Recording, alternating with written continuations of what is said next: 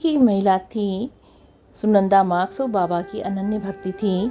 वैसे तो उनका पूरा परिवार ही बाबा का भक्त था, लेकिन सुनंदा की बाबा के प्रति विशेष लगाव था। सुनंदा की माँ अमेरिकी थी। वो एक भारतीय साधु के प्रति सुनंदा की आसक्ति से बहुत चिढ़ती थी। बाबा को कोसती थी कि मेरी लड़की पर न जाने इस साधु ने कैसा जादू कर दिया है कि उनकी दीवानी हो गई है। कभी कभी वो बाबा को गालियाँ भी दे देती थी, लेकिन त्रिकालदर्शी बाबा उनकी इस बचकानी हरकतों पर सिर्फ मुस्कुरा देते थे। कहते थे, याद तो करती है मुझे, गाली देकर ही सही, कुड़कर ही सही।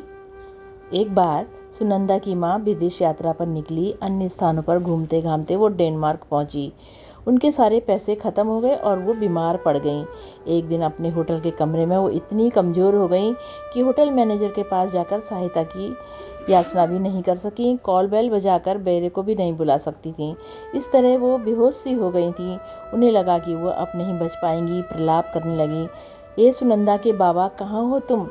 मेरी सहायता क्यों नहीं करते? आदि आदि। कुछ देर बाद एक बंद कमरे से डॉक्टर के वेश में एक हफ्सी आ पहुंचा।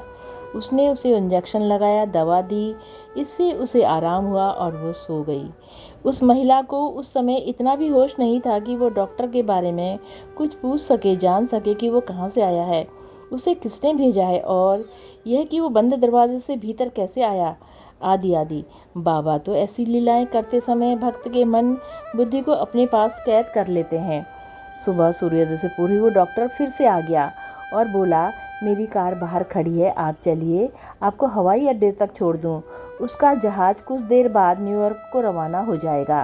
आपका टिकट बन चुका है।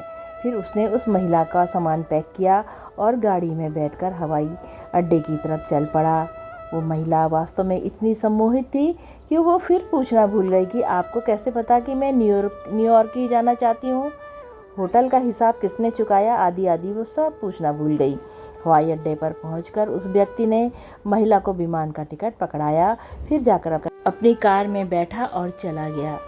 उसने हॉलैंड से न्यूयॉर्क तक के इतने लंबे सफ़र के किराए के बारे में कोई बात नहीं की। अपनी माँ के बारे में बाबा के इस लीला को सुनंदा ने कैंची धाम में भक्तों को खुद सुनाया। इस प्रकार बाबा अपने भक्तों की हमेशा सहायता करते हैं। जय हो नीम करोरी बाबा की सदा जय हो, माँ सिद्धि की सदा जय हो। बाबा सभी भक्तों का कल्याण करना प्रभु जय हो।